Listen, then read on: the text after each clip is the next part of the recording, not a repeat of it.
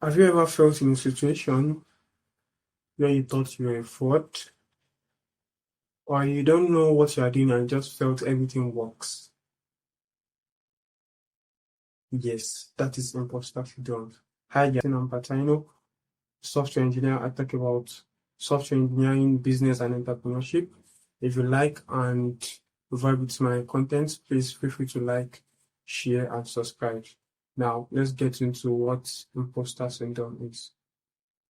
You know that feeling where you felt you are not capable enough, even though you have been doing well and you've been receiving accolades, you still feel you are a fraud and then you don't even know what you are doing.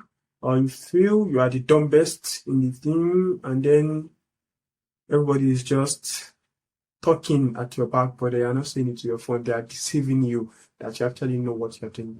That might be imposter syndrome. I have also been there, and it is very draining and it takes a lot of your time, especially when it comes to the anxiety, when you start overthinking that I did this, I couldn't do this, or just start overthinking, and which is very, very unproductive. Many other engineers and professionals are also facing this particular problem, and nowadays it is being mentioned regularly when it comes to tech in general. And the reason why it is tech is because the tech is an ever-growing ecosystem, and it's a very wide ecosystem compared to other niches, I guess. And this causes the knowledge to be abundant, and you definitely cannot know everything. And that's why many people feel so overwhelmed, start overthinking that they are probably a fraud, and imposter syndrome catches in. Talking about my personal experience, imposter syndrome is not something I felt just once. I felt it a multiple of time, even after growing from a first stage. It's like waves keep coming in. The first wave came, I was able to overcome it. The next wave, and the next wave. So it keeps coming until then you are fully able to overcome it, and then you understand how the process actually works. Here's how it worked for me. It all started when I had someone which is very, very knowledgeable compared to me in tech, and it actually had its own pros. I was able to, push myself to actually compete with that person. However, it also made me feel less of myself a lot, because it's like comparing a junior engineer to a senior engineer. Although there was a year gap between our experience, but I didn't felt that this year gap would cause so much differences in our knowledge. So it kept me feeling like, do I even want being a software engineer? Do I even know what I'm doing? I'm just not competent enough like others. But then what I realized later on was that this particular person I was competing with is actually 1 in 1,000. When I competed with all other engineers at my experience, I saw that I was not even just qualified, I was exceptional. So I was not even the normal, I was exceptional. So if I'm exceptional, that means that individual, this senior engineer I'm talking about, he is much more experienced. Now I am comparing myself to someone that there might be a year gap, but his experience is like 3 years worth more of mine. Then I would definitely feel overwhelmed. So you have to stop comparing yourself with that specific person. You have to look out to other engineers, relate with different engineers. Then you know the average level of engineers and the average level of the generality of engineers and professionals. And also, we tend to overlook our wins when this imposter syndrome kicks in, because now you have launched your application. Let's say you are still working on it and it's your first application you launched, and there is a lot of bugs. then imposter syndrome can kick in and tell you are not even competent. The application you launched has a lot of bugs. You don't even know what you are doing, and you have spent 5 years as a software engineer, 4 years as a software. What are you doing? You are worthless. Then all those thoughts start coming in.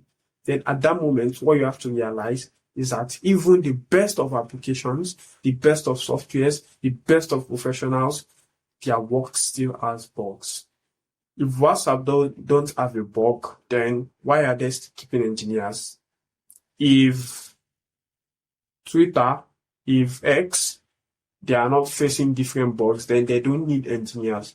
So there is no code base that is totally free of bug. There is no code base in the world that is totally free of bug.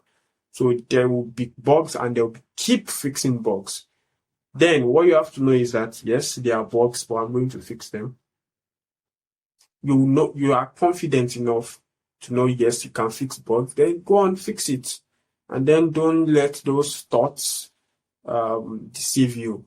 And one thing that actually helped me a lot was that although I was having this imposter syndrome, but then I worked harder to learn more. Like extremely, I followed different software engineers on LinkedIn, on YouTube. I read different books. And this, I could say, was even one of the things that made me more exceptional than I was. So when the imposter syndrome kicks in, you should use that as a motivation to learn, to move your career forward exponentially by jumping on a lot of different articles. And also, you have to understand the technologies you are using. This actually removes imposter syndrome. For me, totally. Once I understood the basic, going back to the depth of the technologies I'm using, whether it is whether you're a UX designer using Canva, whether you're a software engineer, you're a developer using a programming language, whether you are a graphic designer using Adobe Illustrator and Photoshop, understand the in-depth of these technologies, even if you might not need that kind of knowledge. It gives you a lot of confidence. It boosts your confidence and definitely helps you overcome this imposter syndrome. For example, for me, I was using JavaScript a lot. Then I started relating with people with JavaScript, and I started learning a lot of JavaScript, like a lot of JavaScript. I read I read books, different books on JavaScript. I even read the official release of JavaScript for each year, that was 2022, 2019. So I know every JavaScript, ES JavaScript that was released, ES function that was released each year. To the extent that when a developer comes to me and said, do you know about this function? I'll say, yes, it was released in this year. So having a lot of knowledge, an in-depth knowledge about your technology actually boosts your confidence a lot. But although this knowledge I actually acquired, they have not been really useful, to be honest, but still it did a lot, adding to my confidence and helping me to overcome imposter syndrome. So next time you are in this kind of situation, make sure you read and learn a lot about the technologies you are having. Reach out to mentors and reach out to other developers like you, so you will know what an average developer or an average professional look like. And then celebrate your small wins, as I mentioned. So you have to make sure all those small things that you actually achieved are actually a lot. Actually, you launched an application. It's a lot. It's not easy. It's a lot, actually. So you have to celebrate those wins. And then you will see you gaining your confidence back and overcoming imposter syndrome. If this resonates with you and you have experience with this particular syndrome, you can drop a comment, share your experience, and share how you're able to overcome it so we can learn from each other. Till next time, see you guys.